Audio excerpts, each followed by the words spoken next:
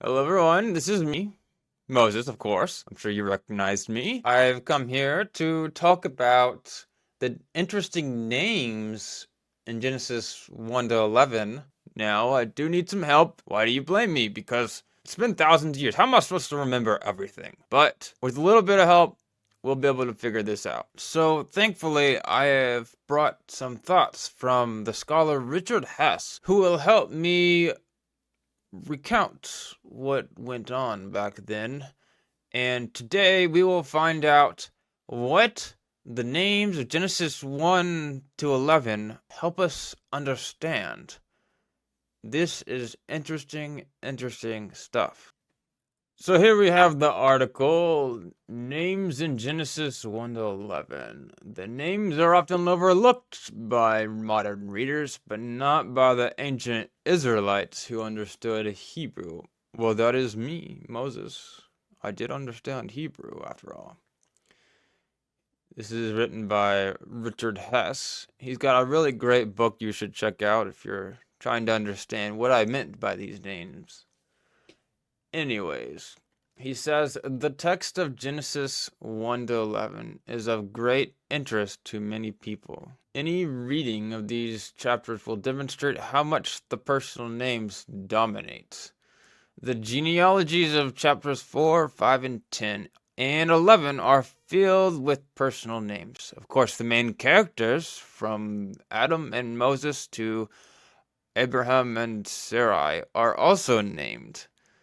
The names are often overlooked by modern readers, but not by the ancient Israelites, me, who understood Hebrew.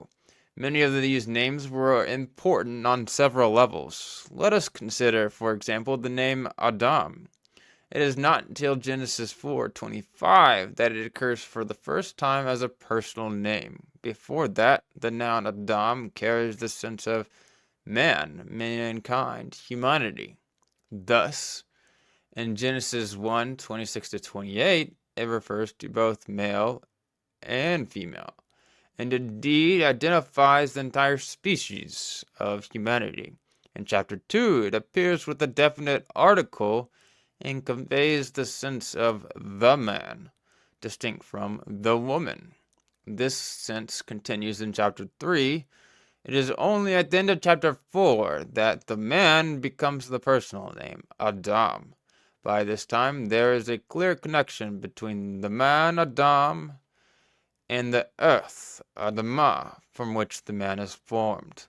The two words sound alike, so there is a word play on the man's connection with the earth, where he returns after his death. Genesis 2:7, 3:17, and 3:19.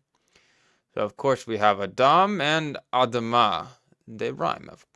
This idea of thinking of characters as having surprising symbolic names might be a little odd to those listening to me today. But in my time, this is actually common. For example, in the story of Atrahasis, which is one of the flood stories of ancient Mesopotamia, there was a character named Atrahasis, and his name means exceedingly wise, which just happens to match how the character acted in the story. Additionally, there's another character in another flood account of ancient Mesopotamia.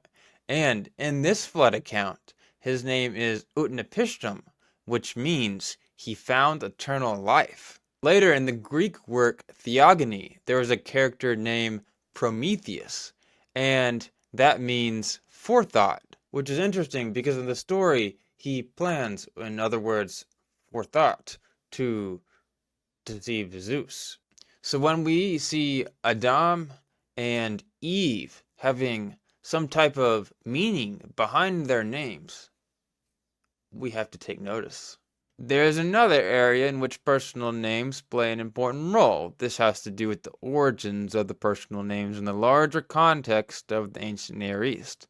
Thanks to the discoveries of archaeology, hundreds of thousands of written documents have been uncovered that were composed before the time of Christ. The most frequently written elements on these documents are personal names. We have tens of thousands of personal names attested from ancient Palestine, Syria, Mesopotamia, Egypt, and throughout the ancient Near East. They appear in every century from the 24th century BC until the time of Christ, and attest to changing patterns and languages in which the names find use. Some names contain elements that recur frequently and appear at many times and places. An example of this is the root meaning to live that lies behind the meaning of the name of Eve. Other names, such as Adam, have roots that are attested frequently at certain times and places, but then disappear. Thus, the element Adam occurs in personal names, divine names, and month names that appear in the West Semitic text of the 3rd and 2nd millennia BC. West Semitic is the linguistic and cultural background that lay behind Hebrew and the Israelites. Hebrew is a West Semitic language. Of course, I knew that. The root of Adam occurs only in the 3rd and 2nd millennia BC, but it disappears in the 1st millennium. It is found in documents from archives at the ancient cities of Ebla, Mari, and Emar, all located in modern Syria. Its disappearance after the 12th century BC indicates that this name was preserved in the earliest linguistic levels and not in later ones. As already mentioned, the root behind the name of Eve occurs at all times, unlike Adam. It is not useful for dating the origins of the stories in which the names appear. However, the form of the name is a noun used elsewhere in Hebrew for occupations. Further, the form suggests a stronger meaning than to live. It implies the meaning to give life. The name Eve thus refers to the role of the woman as life giver and reflects the divine decision of Genesis 3:16, which Adam translated into a name in 3:20. This is an example of a name that is given to identify the character or role of a person rather than as a means of exercising domination. Ooh, that's fascinating. It implies the meaning to give life. The name Eve thus refers to the role as life giver and reflects the divine decision of Genesis 3:16, which Adam translated into a name in Genesis 3:20. This is a good example of a name that is given to identify the character or role of a person rather than as a means of exercising domination. Adam seconded what God had already defined in the story. He did not invent something new. The same is true of the connection of Adam with the ground, Adamah, that he works. His name is also connected with his role. With this background, it is possible to see the meaning, purpose, literary wordplay, and ancient Near Eastern origins of many of the names in Genesis 1-11. If we look at the names in the narrative of Cain and Abel, we have two personal names that reveal different bits of information. Cain is a name that connects with the story of Genesis 4:1. Where Eve gives birth and says, I have acquired, or less likely created, a man with the help of the Lord. The verb is kanati, and that term sounds like the name Cain, in Hebrew Cain. The origins of the name itself have nothing to do with the verb, but the similar sound creates a wordplay that explains the background of the name. The name Cain probably comes from the same root as his descendant, Tubal-Cain, and as the Kenites, a nomadic people who became attached to Israel at an early period. Judges 4:11, Judges 4:17, 5:24. See also Kenan below.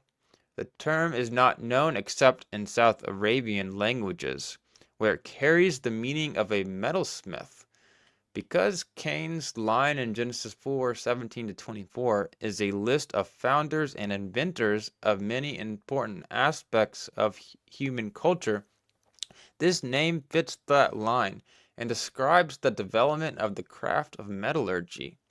In South Arabia, there are no texts of any sort that predate the 1st millennium BC. Therefore, it is not possible to know how early this name was used, if it was used before the 1st millennium.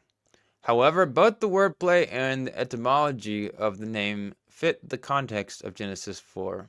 Yes, this makes sense. I do remember most of this, yes. Abel, on the other hand, is made up of a root, Hebel, which is not used in other personal names at any time or place. The root is the same as that found in Ecclesiastes 1:2 et passim, where it was translated vanity in the old King James Version. The meaning or sense is of something ephemeral that leaves no lasting or permanent mark on the world. It is present, and then it disappears like a wisp of smoke. This is where it gets interesting. This unique name is in fact a description of the role of Abel in the story. His life is cut short by Cain's crime, and he leaves no descendants or lasting memorial by which his memory can be kept alive. When we look at the descendants of Cain, we find numerous examples of names whose Hebrew meanings and other associations reflect cultural achievements as much as the notes attached to this genealogy. This is especially true in the case of the female names. Ada, Zillah, and Naamah may mean ornament, symbol, and singing, respectively. Ooh.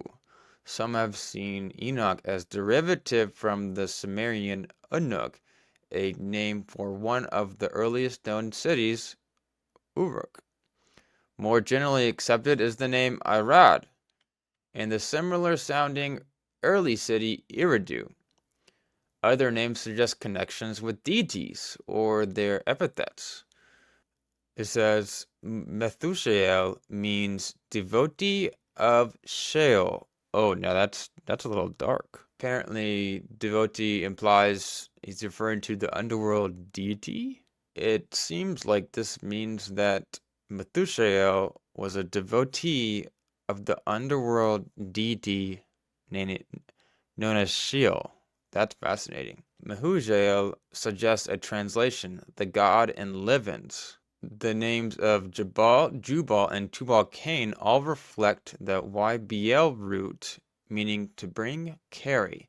These may be short names where a divine name is omitted, in this case in the form of a name of thanksgiving for the birth of the child, such as the God, put your God in there, has brought forth a child.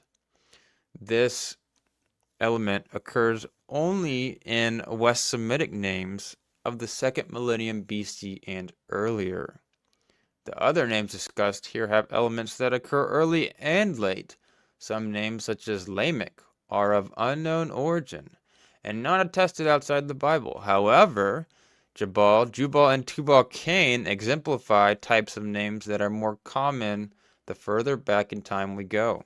This sure does make a lot of sense if I wrote this. When we come to the names of the line of Seth, Genesis 5, we find an emphasis on topics that shift from culture in general to spirituality in particular. Ooh, some of these names contain elements or roots common among West Semitic personal names as parts of confessions to various deities. In this case, the names may be shortened by the omission of the divine name. Thus, Seth may reflect a longer name. Put the God in, the God X has replaced. Ooh. Mahalahel may mean praising God. Methuselah reflects a meaning such as devotee of the Misla, where Misla may mean an epithet for a deity. Jared may be a short name, where the root Yarad appears without the original divine name attached. The meaning would then be the God X has come down to bring help. The syntax of these names and the verbal elements and roots occur at various times throughout the West Semitic world. Other names such as Enosh, Canaan, and Lamech are not attested as personal names outside of Genesis 4-5.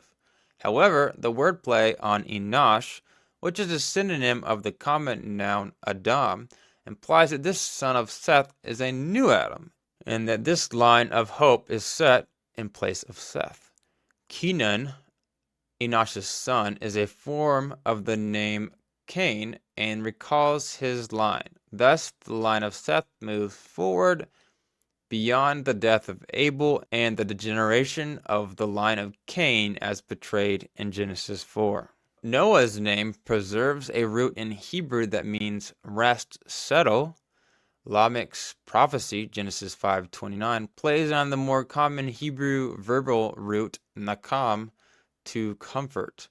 In a different form, nephal instead of peel, this root appears in Genesis 6:6-7, to describe how God repents of the decision to create human life and sends the flood. The three sons of Noah are Shem, Ham, and Japheth. Shem is name in Hebrew and is a common element in many Semitic names. Ham, who is connected with Egypt in Genesis 10:6, carries the meaning of servant and Egyptian, a common word in personal names often compounded in the form servant of the god X. The etymology of Japheth is uncertain, but there is a clear wordplay in Noah's blessing in Genesis 9:27, where it says, "May God enlarge Japheth." The verbal form of may enlarge is yaft, which sounds like Japheth in Hebrew. Here we have it in Hebrew, yaft Elohim leyefet. As you can tell, it rhymes. That's a fun play on words by me, if I don't say so myself. The Table of Nations in Genesis 10 introduces many place names, but few new personal names. The remaining set of personal names in Genesis 1:11 occurs in the line of Seth in Genesis 11:10-32. Here it is sufficient to note that many of the names in this collection are mostly closely related to the names of places in northern Syria and southern Turkey, in the major river valleys that pour into the Euphrates. Chief among these is the Balich Valley in and around the site of Haran, also the name of Abraham's brother. There appear place names associated with Sirug, Nahor, and Terah. This is the largest single block of related names in this genealogy and points to the origin of Abram's family in this region of the ancient Near East. In conclusion, we would argue that many of the personal names, especially those associated with the narratives of Genesis 1-3 and 6-9, provide wordplay with the Hebrew of the narratives and thus point to key emphasis in those texts that might otherwise be overlooked. The three groups of names in the genealogies of Cain, Seth, and Shem each emphasize an aspect of the text that fits well with their contexts. Thus, Cain is the progenitor of those concerned with various aspects of human culture. Seth's genealogy moves us through various emphasis on spirituality. Shem, especially in the latter part of his genealogy, localizes the family of Abram in northern Syria in the river plains that feed into the Euphrates. Some of the names are otherwise unknown in the attestations of names outside of Genesis, Abel, Lamech, and Arphaxad. Other names, or the roots and elements contained in those names, are well attested throughout the West Semitic world in many times and places. Eve, Shem, Jabal, Mahalalel, and Yared. However, a significant collection of personal names with attestations elsewhere in West Semitic inscriptions occurs only in, or much more frequently, in the earliest inscriptions containing such names, in the 2nd and late 3rd millennia BC. These inscriptions include the names or particular elements in the names Adam, Methuselah, Methuselah, Jubal, and Tubal-Cain. This seems to imply that many of these names were put in the text of Genesis 1-11 around the time when we see these names in outside of the Bible, because it doesn't make sense to say that the word Adam was added in the 5th century BC when the only times we see it mentioned outside of the Bible is way, way before that. Something worth adding here is that this Hebrew, the Hebrew text that we have, most certainly wasn't what it was like back 4,000, 6,000 years ago. because Hebrew didn't exist. Get out of here. Get out of here, Moses. I hope you guys enjoyed listening to that geezer over there. But anyways, definitely make sure to like and subscribe if you want to hear more from the old guy and see what else he's got to say about the text that he wrote. That's all I have for you today. I'll see you guys later.